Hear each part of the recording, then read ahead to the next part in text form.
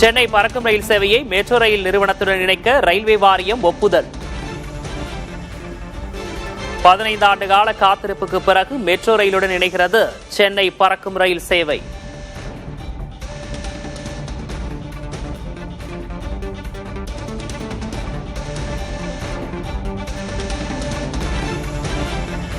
ஒப்பந்தப்படி தெற்கு ரயில்வே தனது சொத்துகளையும் பராமரிப்பு உரிமையையும் மெட்ரோவிடம் வழங்கும். இதற்கான இணைப்பு வசதிகள் சென்னை கடற்கரை மற்றும் கோட்டை ரயில் நிலையங்களில் செய்யப்படும்.